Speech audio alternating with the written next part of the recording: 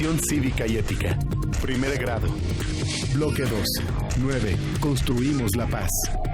Las violencias en la convivencia cotidiana. Oye, qué lindas fotos tomaste.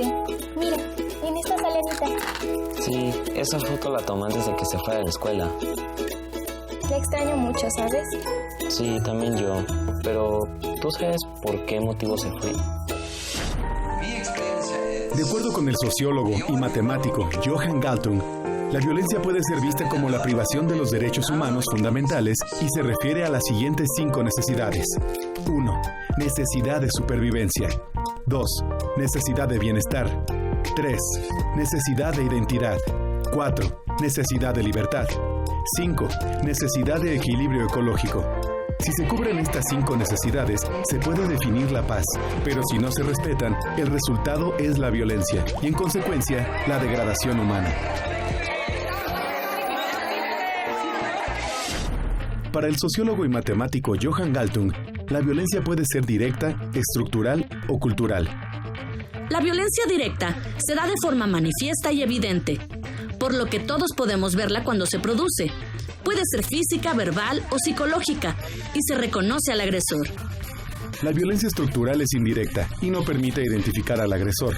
Proviene de los sistemas sociales, políticos y económicos que gobiernan las sociedades en los estados o en el mundo. La violencia estructural se divide en interna y externa, según su procedencia.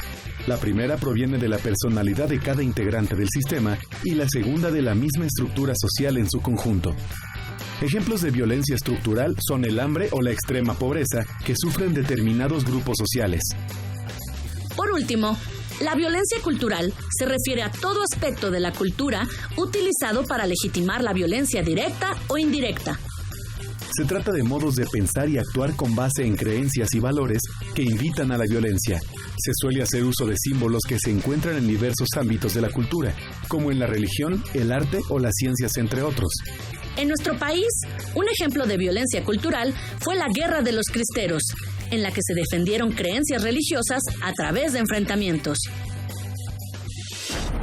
Para transformar la violencia, se requiere construir la cultura de la paz.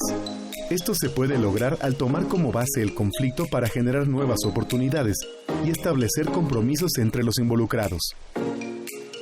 Según Galtung, si una idea creativa basada en la empatía se pone en marcha de un modo no violento, se activa el mecanismo para transformar un conflicto para construir la paz.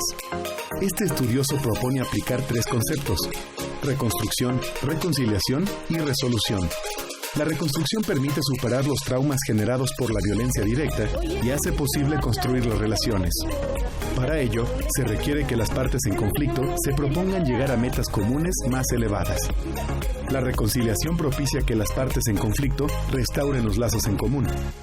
Y la resolución busca llegar a la verdadera raíz del problema, al conflicto que hay detrás de la violencia. En México, la presencia de violencia en las escuelas fue el conflicto que ocasionó la creación del Plan de Acción para la Prevención Social de la Violencia y el Fortalecimiento de la Convivencia Escolar. Como se puede entrever por su nombre, el plan no solo trató de atender el problema de la violencia y sus causas, sino que también procuró reforzar la convivencia en las escuelas. Así, el plan incluye estrategias para generar ambientes más favorables en los planteles y desarrollar las habilidades socioemocionales de los alumnos y la comunidad escolar. ¿Pero tú sabes por qué se fue de la escuela? Sí, es que su papá se enfermó y su mamá trabaja, así que ella tuvo que quedarse a cargo de su papá. Oh, qué triste. Ya sé, pero ¿qué te parece si tal vez podemos ayudarla?